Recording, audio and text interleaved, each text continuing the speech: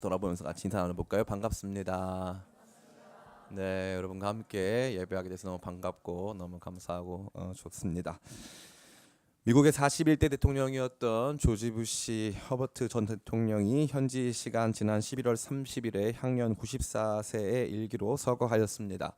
이 아버지 부시 대통령으로 알려진 이 대통령은 우리에게 걸프 전쟁으로 알려졌지만 그는 탈냉전 시대를 바르게 이끌며 독일의 독일의 통일 등을 이끌었습니다. 뿐만 아니라 그는 자신의 가족을 헌신적으로 사랑하고 또 정치적 적대 관계에 있었던 다른 정치인에게까지 정치인으로서의 품격을 잃지 않는 비교적 좋은 평가를 받는 사람이었습니다.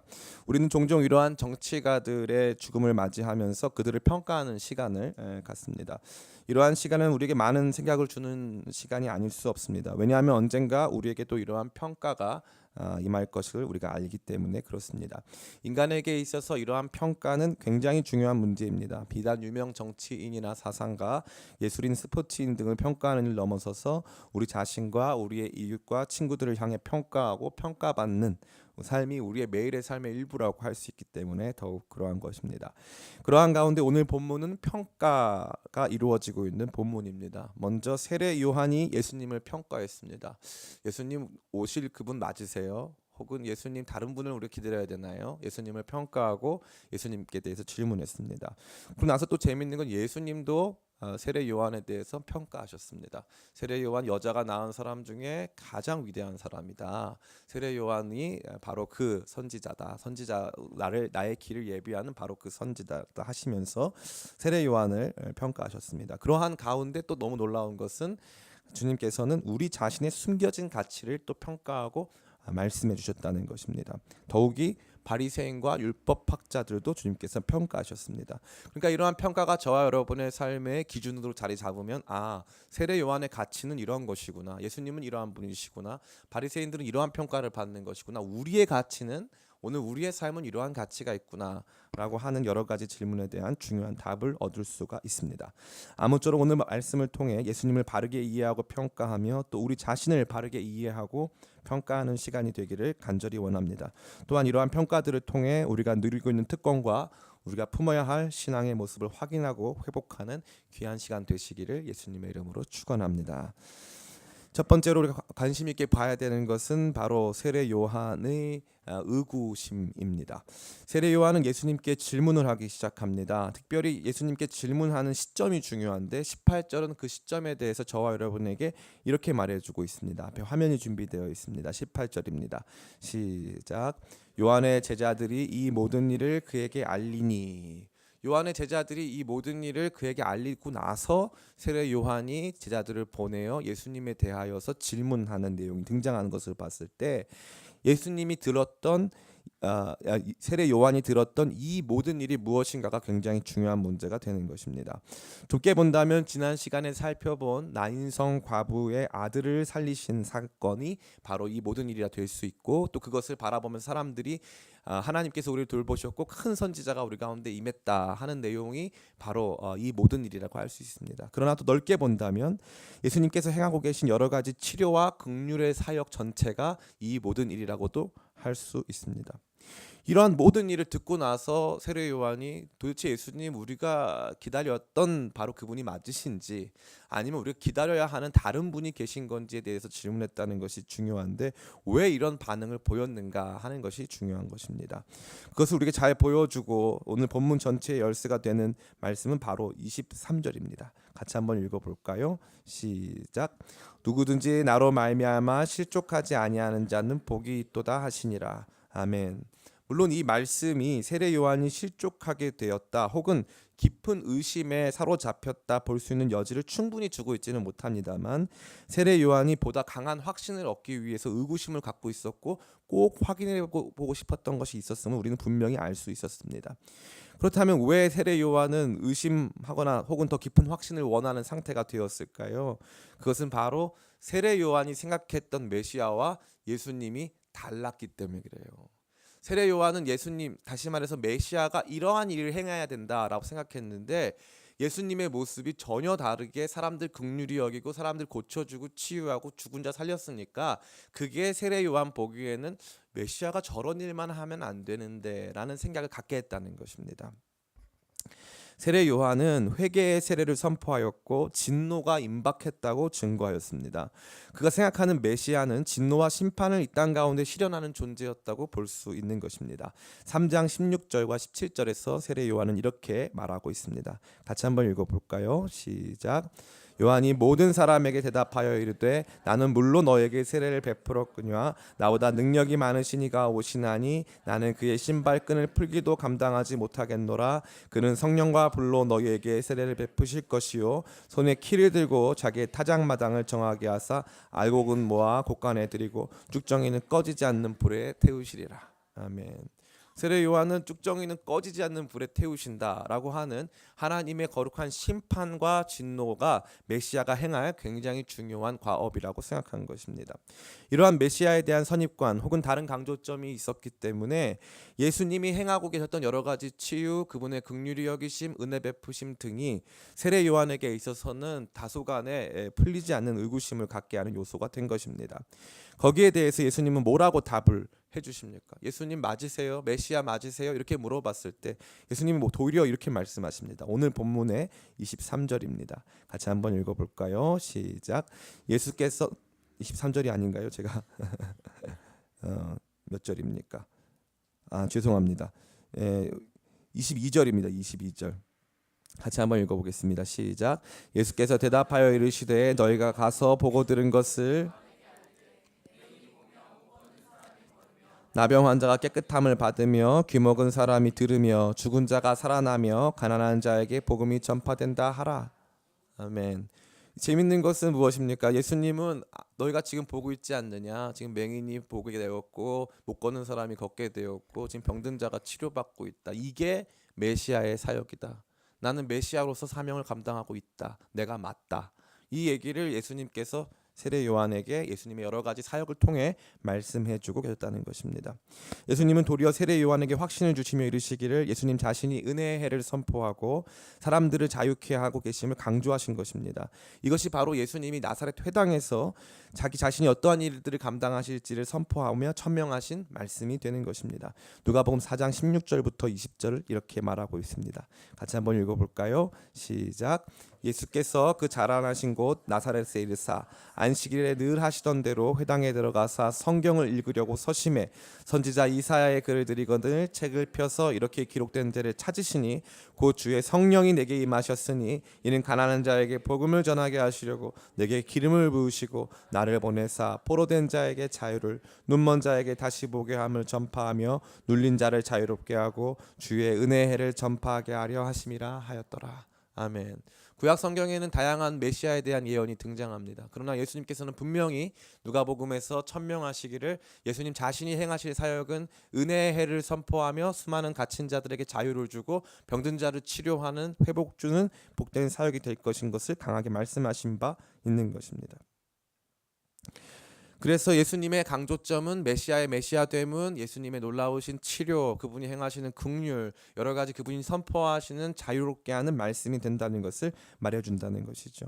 그렇다면 세례 요한은 왜 예수님에 대한 온전한 확신을 제대로 갖지 못하고 예수님의 이러한 모습 안에서만 충분히 만족할 수 없었을까요? 물론 세례 요한이 가지고 있었던 여러 가지 선입견도 작용한 것이 분명합니다만 그럼에도 불구하고 그 자신이 크게 부족한 사람이거나 그가 지적으로 한계를 가지고 있는 사람이라는 뜻은 결코 아니라는 것입니다. 왜 그렇습니까?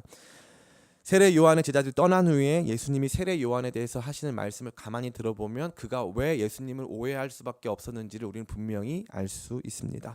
24절부터 28절까지의 말씀입니다. 같이 한번 읽어보겠습니다. 시작. 요한이 보낸 자가 떠난 후에 예수께서 무리에게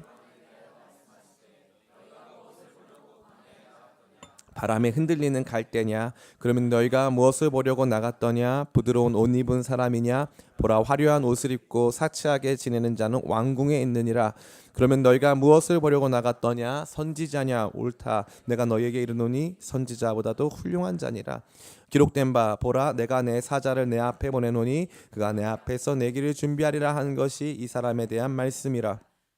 너희에게 말하노니 여자가 낳은 자 중에 요한보다 큰 자가 없도다. 그러나 하나님 나라에서는 극히 잘한 자라도 그보다 크니라 하시니. 아멘. 예수님은 세례 요한이 선지자보다 훌륭한 사람이고 여자가 낳은 사람 중에 세례 요한보다 큰 자가 없다고 확신하며 말씀하셨습니다. 그 이유는 무엇입니까? 모든 선지자들, 구약 성경의 모든 선지자들은 아직 오지 않으신 예수님에 대하여서 예언하고 오지 않으신 예수님을 바라보며 여러 가지 선지자의 활동을 감당했습니다.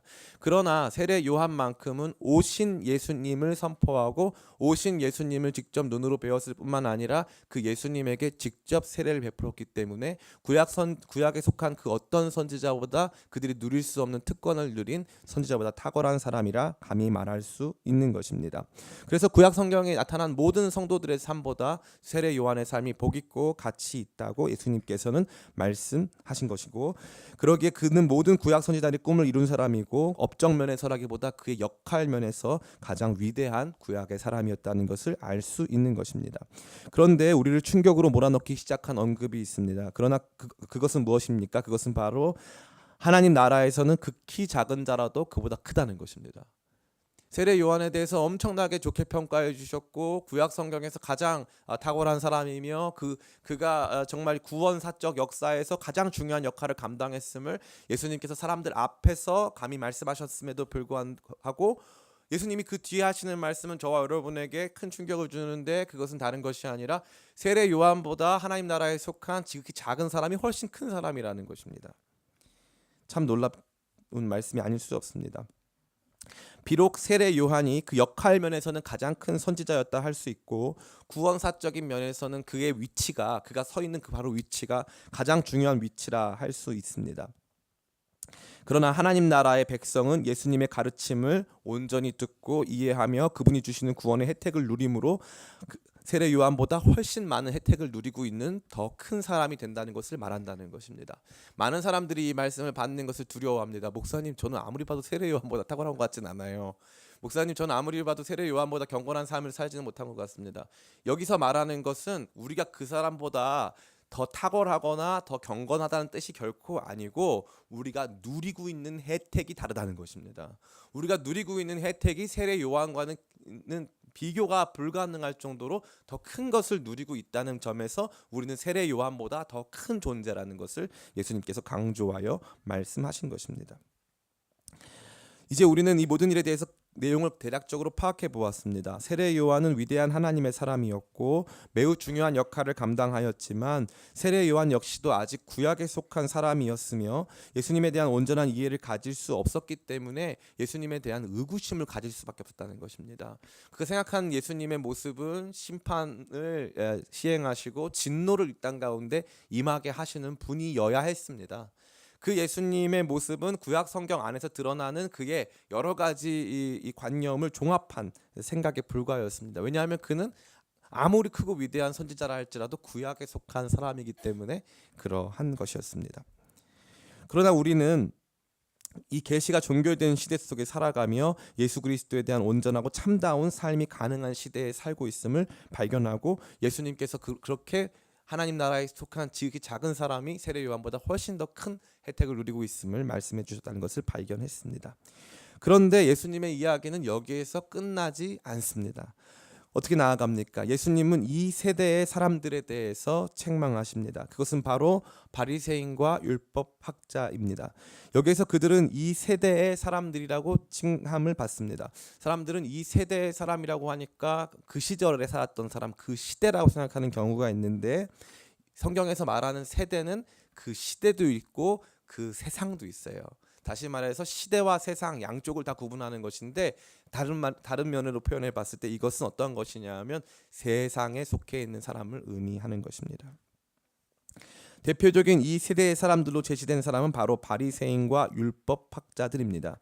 바리새인들은 형식주의자들이었으며 율법학자들은 지금으로 치자면 성경 교사인 목사님들이나 신학자들을 일컫는 것입니다.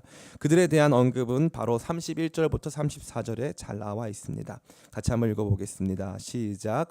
또 이르시되 이 세대의 사람을 무엇으로 비유할까? 무엇과 같은가? 비유하건대 아이들이 장터에 앉아 서로 불러 이르되 우리가 너희를 향하여 피 피리를 불어도 너희가 춤추지 않고 우리가 곡하여도 너희가 울지 하였다함과 같도다.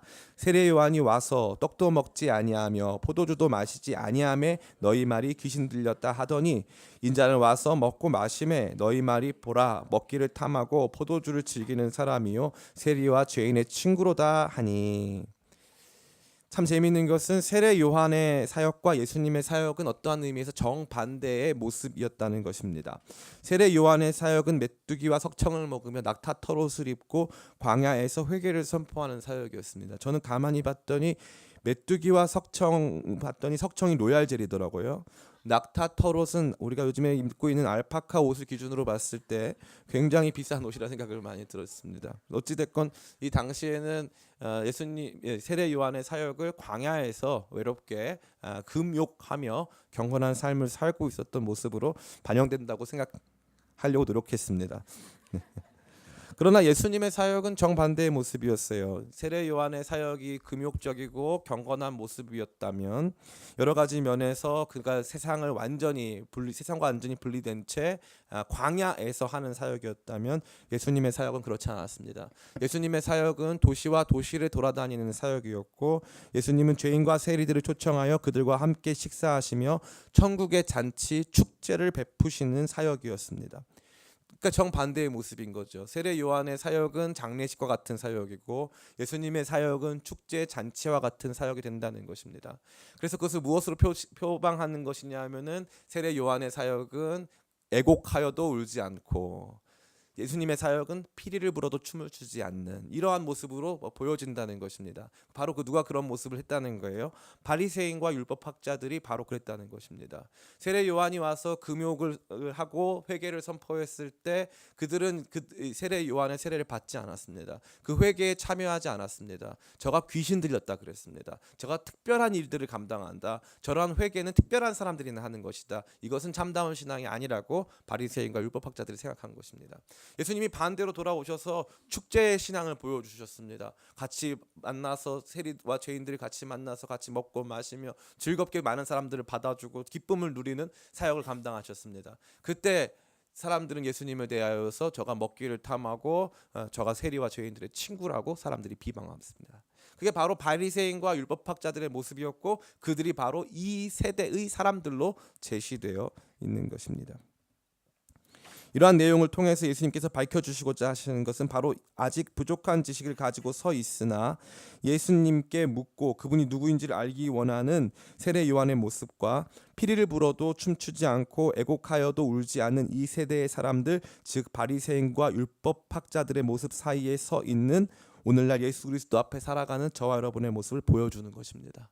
세례 요한의 모습은 구약에 속해서 예수님에 대한 바른 이해를 갖지 못했기 때문에 예수님에 대해서 의구심을 갖고 있고 온전히 그분이 어떠한 역할을 감당하시는지를 알지 못하면서 서 있는 구약에 속한 한 사람의 모습을 대표한다면 바리새인과 율법학자들은 세례 요한의 설교나 그의 가르침도 따르지 않고 예수님께서 베푸시는 축제에도 참여하지 않는 굉장히 냉담하고 미온적인 태도를 취하는 모습으로 보여져서 그 중간에 있는 우리는 어떠한 존재인가를 밝혀주는 모습으로 예수님께서 말씀하고 있다는 것입니다. 그렇다면 오늘 이 말씀은 저와 여러분에게 어떠한 메시지를 던져주고 있습니까? 우리는 그래서 그 중간 어디쯤에 어떠한 모습으로 서 있는 것이고 우리는 어떻게 해야 하는 것입니까? 첫 번째, 우리는 우리의 신앙과 교회 속에서 은혜에 더 많은 강조점을 두어야 함을 이 본문의 말씀은 강하게 저와 여러분에게 말해주고 있는 것입니다. 세례 요한의 강조점은 임박한 진노에 대한 선포와 심판을 행하시는 메시아의 모습이었습니다. 그는 회개를 선포하고 광야로 나아가 수많은 사람들을 광야로 인도하여 회개케 하는 역할을 감당하였습니다. 많은 사람들이 기독교 신앙에 있어서 금욕 혹은 여러 가지 경건을 강조하는 측면이 있습니다. 경건에 대한 강조와 금욕적인 삶에 대한 강조, 여러 가지 규정들을 만들고 우리의 삶과 신앙의 태도를 그 규정 안으로 집어넣어서 우리를 아름답고 건강하게 세워가려고 하는 모든 노력들이 다 잘못된 것만은 결코 아니지만 우리의 신앙이 거기에만 국한되어서 누군가를 평가, 분석, 판단하고 구약 율법에 따라서 우리의 삶을 그렇게 율법적으로 구속하는 것이 과연 기독교 신앙적인가에 대해서 우리는 깊이 생각해 볼 필요가 있는 것입니다. 제가 얼마 전에도 여러분과 다른 설교에서 이러한 예화를 드린 적이 있습니다. 제가 청소년 단체를 지금 이렇게 사역 감당하고 있는데 우리 단체에 청년들이 많이 모여요. 그래서 뭐 120명, 150명씩 훈련을 받습니다. 참 감사한 것은 제가 농담 반 진담 반으로 얘기하는데 대한민국에서 이렇게 많은 청년들이 한꺼번에 성경 공부를 같이 하고 이 사역을 준비하는 단체는 신천지 빼고는 우리밖에 없다. 그래서 그렇게 말할 정도로 저희가 그런 역할을 합니다. 저희가 들어갈 공간이 없어가지고 우리 기쁨의 교회가 그런 공간이 되면 참 좋겠는데 같이 가서 공부하고 같이 사역할 만한 공간이 없어가지고 매번 이제 서울시 중심에 있는 교회들을 빌려서 거기에서 그 역할을 감당하고 있는데요. 어떤 교회에 갔는데 그날따라 여름이었고 어떤 자매님이 오프숄더 옷을 입고 왔어요. 오프숄더 옷을 입고 거기에 왔는데 그 교회 권사님이 전혀 그냥 그 교회 장소만 이용하려고 온 그 청년을 따로 불러가지고 우리 자매님 일로 와보세요 해가지고 자매님 교회에 이런 옷을 입고 오면 안 돼요 이렇게 얘기를 한 거예요. 교회에 이런 옷을.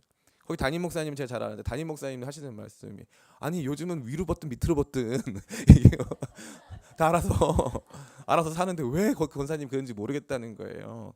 가만히 보니까 우리 안에는요 신앙이 자라면 자랄수록 우리가 바리새인 같아질까요? 아니면 예수님 같아질까요? 예, 바리새인 여러분 이 모양 다 바자로 조금씩 우리는요 교회에서 이거 하면 안 돼 딱 이럴 때가 있는 거예요. 교회에서 이거 하면 안 돼 그 훨씬 강해요. 교회에서는 이거 하면 안 돼, 신앙에서는 이거 하면 안 돼. 그러니까 우리의 신앙은 우리가 이렇게 되었다 혹은 우리가 이렇게 누릴 수 있다 보다 이거 하면 안 돼가 훨씬 많은 신앙이 되는 것이죠. 그러다 보니까 예수님의 모습이 우리 가운데 다 받아들여지거나 다 좋게 여겨지지는 않는 거예요. 저 사람도 받아줄 수 있습니까? 예수님 받아줄 수 있다는 거죠. 받아줄 수 있다는 거죠. 저는 개인적으로 최근 우리 사회에서 일어나고 있는 동성애 이슈에 대해서 굉장히 강경하고 보수적인 입장을 취하고 있습니다. 이 부분에 대해서 저와 같은 젊은 목회자들이 더 강한 목소리를 내야 된다고 저는 확신합니다. 그러나 만약에 우리 교회에 그런 동성애자들이 왔을 때 여러분 어떻게 하시겠어요? 당신 동성애자니까 예배드리지 말고 나가세요? 그것은 성경적인 방향이 결코 아닙니다. 그가 거기에서 돌이켜서 새로운 삶을 살 수 있도록 도와주는 것이 우리의 역할이지 그냥 우리 자신을 어떤 기준에 몰아놓고 우리는 동성애자가 아닌 사람들, 우리는 최소한 범죄하지 않는 사람들, 우리는 너보다 나은 사람들로 우리 자신을 규정하고 그것이 우리가 누리는 복음이 된다면 그것은 예수님께서 저와 여러분에게 주시고자 하시는 아름다운 하나님 나라의 모습이 결코 아닌 것입니다. 저는 여러분들이 그러한 면에서 다시 한번 우리의 신앙을 점검하게 되시기를 간절히 축원합니다. 우리의 많은 관심이 교회 안에서의 많은 관심이 율법적인 열심이나 여러 가지 금욕에만 놓여져 있는 것은 아닌지 지금 우리 교회가 보여주고 있는 모습 안에서 우리가 바라봐야 될 것은 무엇입니까? 세례 요한의 제자들이 혹은 세례 요한 그 자체가 예수님께서 아직 행하지 않고 계신 여러 가지 진노와 심판들 그 진노와 심판은요 사실 회개하지 않는 많은 사람들에 대한 진노와 심판일 뿐만 아니라 그 당시에 이스라엘 을 지배하고 있었던 로마 제국에 대한 그 진노와 심판을 포함한 것입니다. 정치, 경제, 사회 면에서 무엇이 옳고 그른가를 다 분석 평가한 다음에 옳은 것에 대해서 주님께서는 옳다 말씀해 주시고 틀린 것에 대해서는 주님 빠르게 심판해 주시고 빠르게 진노를 베푸사 그들에게 마땅한 보응이 임하도록 도와달라는 그러한 취지의 기독교 신앙이 무서운 말인데요. 좌파 기독교에도 있고 우파 기독교에도 있어요. 이 진짜 무섭습니다. 그래서 교회 나왔는데 교회보다 더 중요한 게 뭐냐 하면은 교회보다 더 중요한 게 정치가 되는 거예요. 오늘날 정치 얘기를 왜 못합니까? 더 중요한 문제에 대해서 못하는 거예요. 더 중요한 문제가 돼서. 최근에 제가 이제 어저께도 마찬가지인데 최근에 광화문으로 다닐 일이 많이 있습니다. 덕수궁 앞에서 시위를 많이 하세요. 제가 그분들에 대해서 뭐 폄하하거나 싫어하지 않습니다. 절대 그러지 않습니다. 제가 심지어 최근에는 그분들하고 비슷한 입장을 가지고 있는 내용도 있어요. 그러니까 제가 특정한 정치 계파를 무자라도 잘라가지고 제가 그 얘기했다고 목사님 그쪽 파인가 보다 그러시면 절대 안 돼요. 그렇게 해서라도 부흥됐으면 좋겠지만 절대 안 돼요. 제가 지금부터 말씀하려고 하는 것은 그냥 그 모습만 보시기 바랍니다. 거기에 대한민국 국기가 있고 미국 국기가 있고 십자가가 있더라고요. 제가 화가 난 것은 바로 그 십자가였어요. 얼마든지 정치적인 입장을 표명하시기 바랍니다. 여러분들이 왼쪽에 있건 오른쪽에 상관하지 않습니다. 교회는 다 받아들입니다. 교회는 왼쪽 성도도 있고 오른쪽 성도도 있어야 돼요. 근데 문제는 십자가를 들었다는 거죠. 그분들이 하시는 여러 가지 일들 속에 우리는 십자가에 서 있다고 믿으시는 거예요. 그런 면이 있을 수 있죠. 그런 면이 있을 수 있죠. 그러나 그럼에도 불구하고 수많은 사람들이 어떻게 하는 거예요?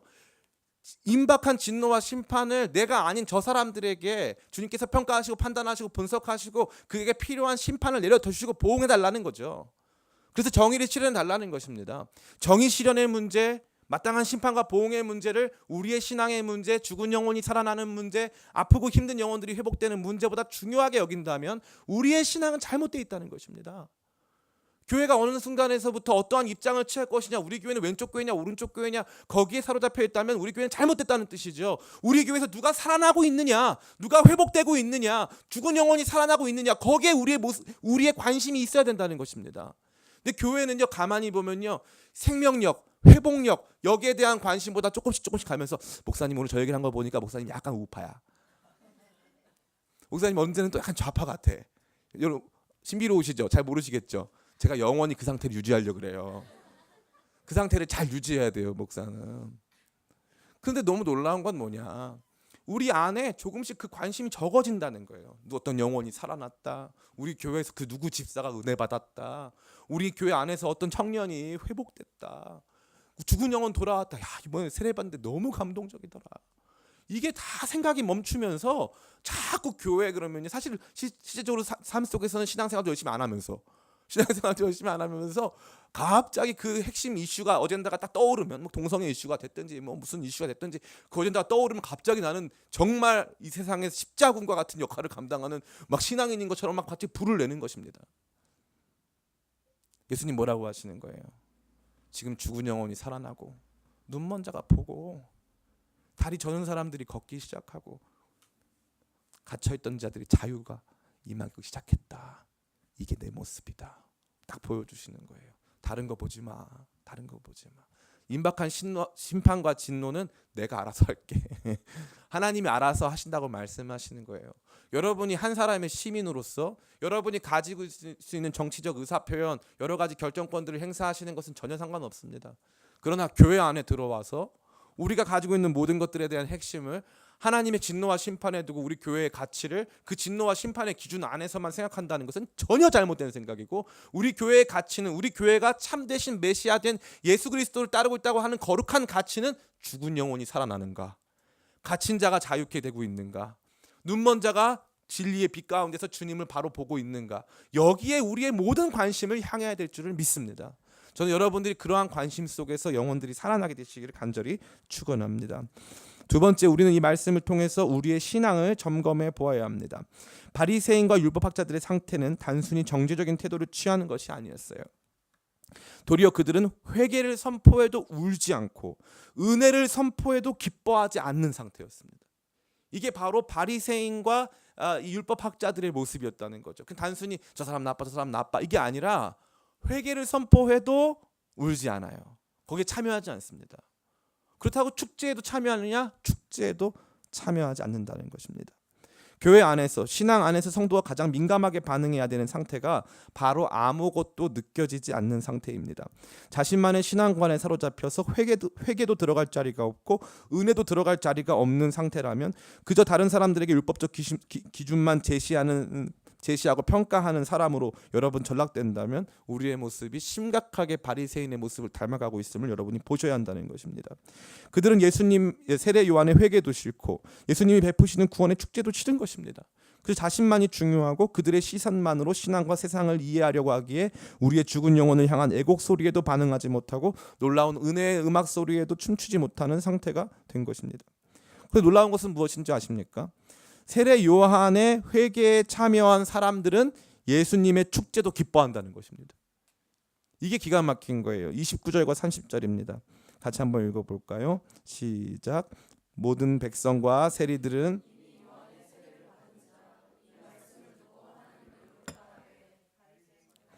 율법학자들은 그들의 자신을 위한 하나님의 뜻을 저버리니. 아멘.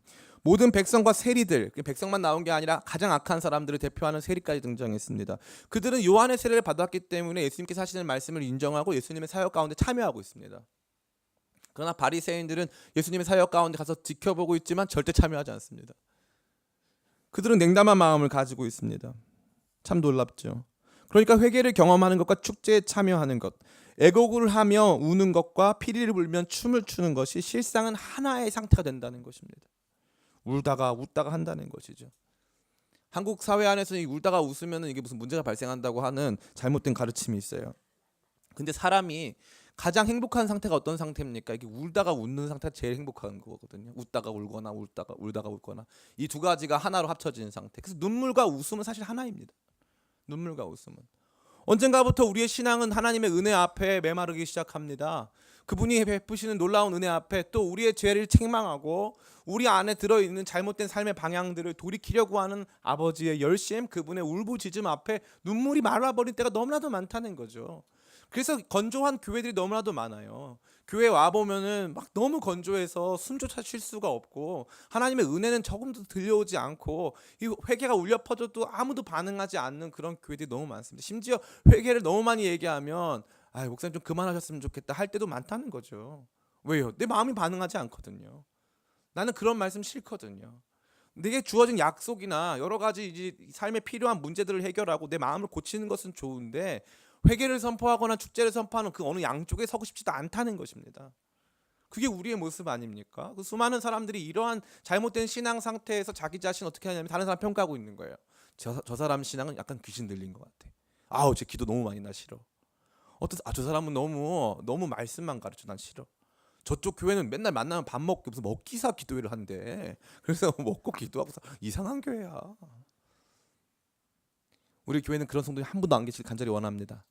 저는 없었으면 좋겠어요. 기쁨의 교회에서 밥도 좀 먹는 거죠. 제가 이번 돌아오는 화요일에 참 저 같은 사람이 감당할 수 없지만 큰 세미나를 하게 됐는데 교회의 생명력은 먹는 데 있어요.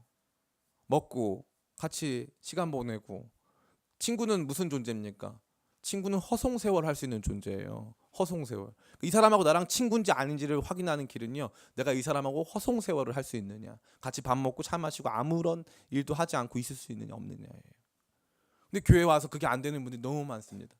다른 사람 평가하고 판단하고 이 집사는 이게 문제고 저 집사는 저게 문제고, 이 집사에서 이게 문제고 저 집사에서 저가 문제인 거거든요.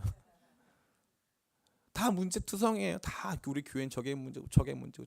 누구는 문제 없어요. 자기는 문제 없대요. 자기 문제 선포하면요, 그게 힘들어요. 교회 나오기 싫어. 마음이 어때요? 회개 선포해도 와닿지가 않고 은혜의 축제를 선포해도 와닿지가 않고. 여러분 올해 한 해 우리가 무슨 해였습니까? 여러분 은혜 받으셨죠? 우리 올 한 해 기쁨의 교회 안에도 놀라운 은혜가 있었고 여러분의 삶에도 은혜가 있었어요. 근데 어떻게 됐습니까? 은혜가 지금 기억나요 안 나요? 잘 안 나요. 무슨 말인지도 모르겠고 거기 참여한다는 게 뭔지도 모르겠고 그것을 기억하는 게 뭔지도 모르겠고 우리의 신앙은 날마다 냉담해져서 나는 잘 모르겠다. 아무것도 느껴지지 않는다. 예수님은 10년, 20년, 30년 믿었는데도 아무것도 모르겠다. 느껴지지 않는다. 그것은 결코 자랑이 아니고 병들고 잘못된 상태인 줄 믿습니다. 바리새인과 율법학자처럼 우리 자신이 피리 불어도 춤추지 않고 애곡하여도 울지 않는 상태가 됐다면 가슴을 치면서 주여 제가 왜 이렇게 됐습니까? 이거 왜 그러냐면요, 교회에 중독돼서 그래요. 교회 중독.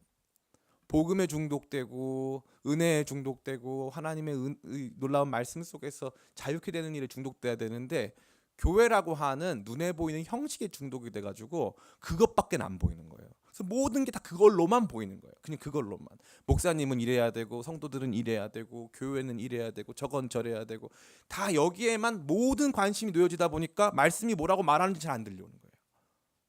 은혜가 무엇인지 잘 모르겠는 거예요. 저 사람이 지금 왜 울고 있는지 관심이 없는 거예요. 저 사람이 지금 왜 웃고 있는지, 우리 교회는 왜 기뻐하는 청년들이 왜 웃고 있는지 관심이 없는 거죠. 그러한 바리새인과 율법학자들의 모습이 저와 여러분 가운데 임하지 않게 되기를 간절히 원합니다. 마지막으로 우리는 우리가 가진 구원사적 특권에 대해서 늘 감사해야 합니다. 우리는 세례 요한도 가지지 못한 진리의 특권을 가지고 있습니다.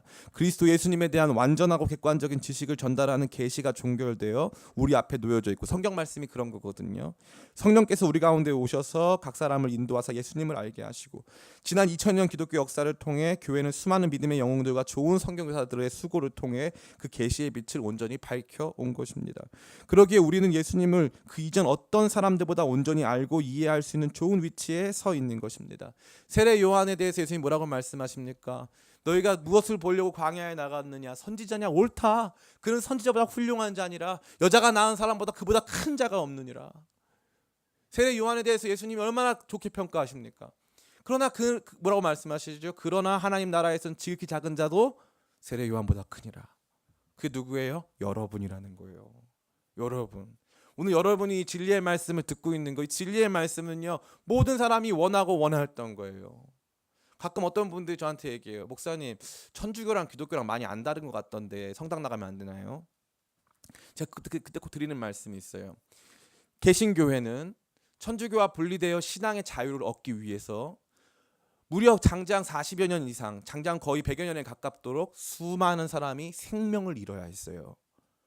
이 진리를 얻기 위해 수많은 사람이 생명을 잃어야 했다는 거죠.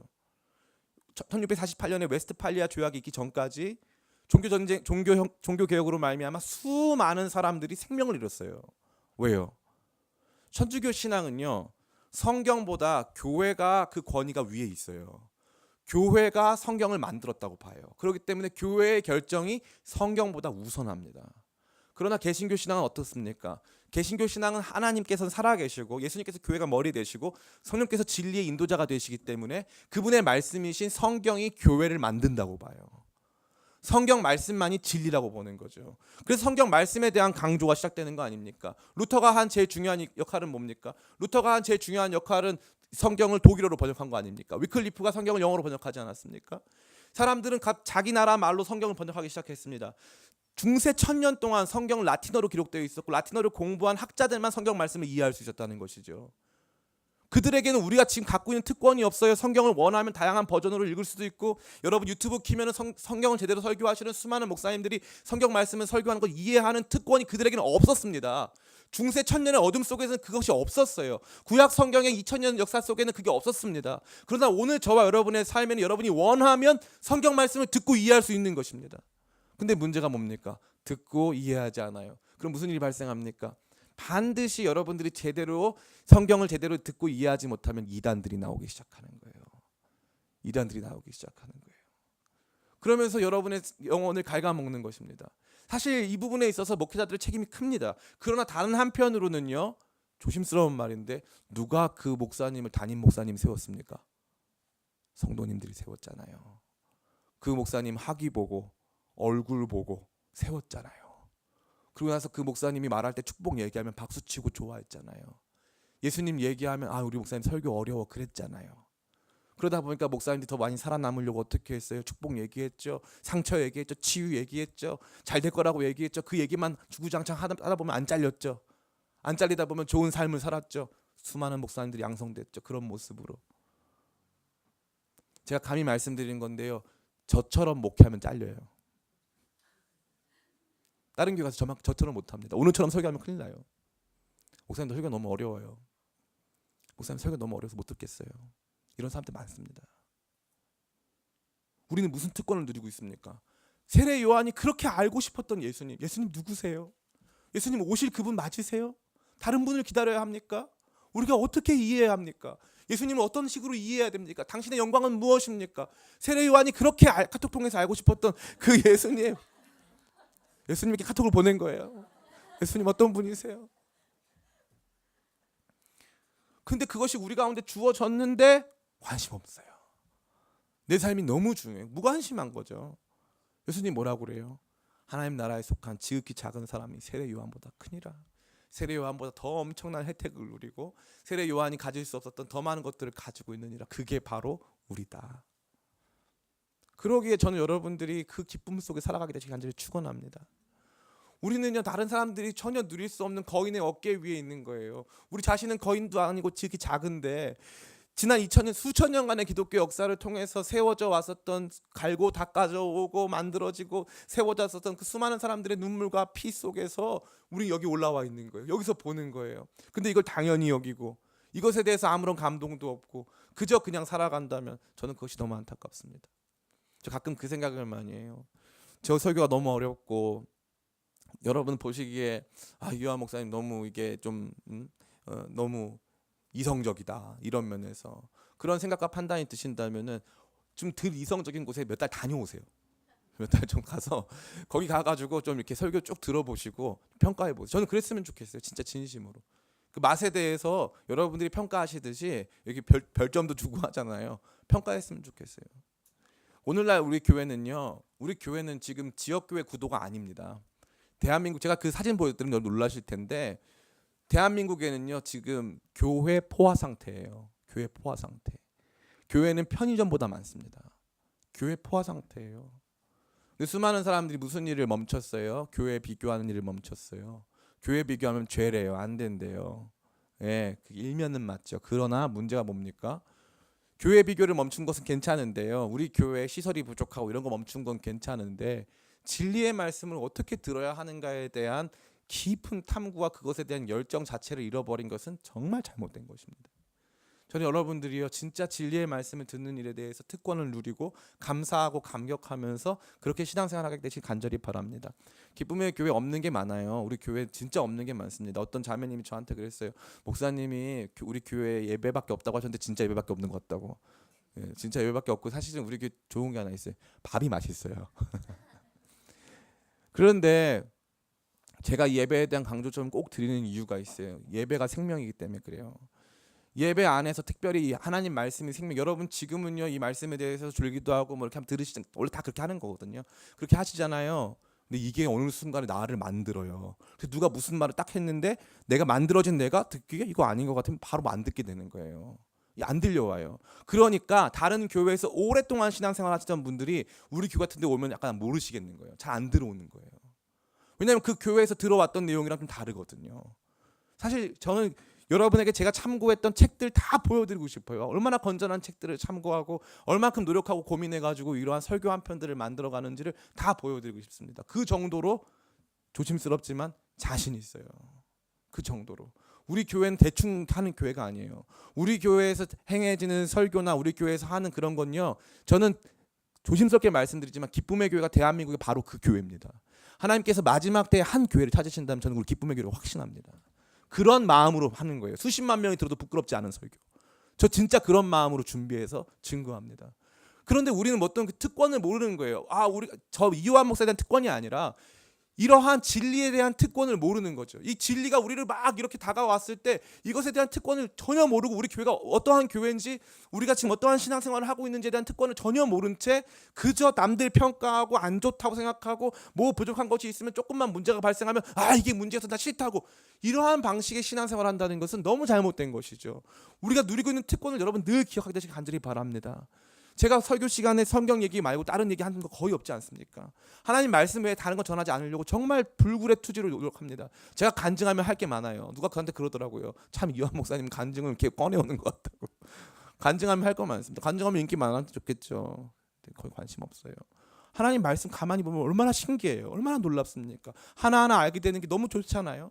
다시 태어나는 기분이잖아요. 그 감동, 그 감격, 그 특권 속에 살아가시는 저와 여러분들에게 간절히 원합니다. 이제 말씀 마칩니다. 저와 여러분 모두 이러한 마음 충만했으면 좋겠습니다. 세례 요한이 가지고 있었던 심판과 진노의 이미지의 기독교, 심판과 진노의 이미지의 메시아상을 저버리고 예수님께서 제시하시는 긍휼과 치료, 회복의 기독교, 온전한 변화의 기독교, 자유케 하는 기독교 신앙을 우리의 신앙으로 삼아 우리 교회를 그러한 모습으로 세워가는 저와 여러분 되시기를 간절히 축복합니다.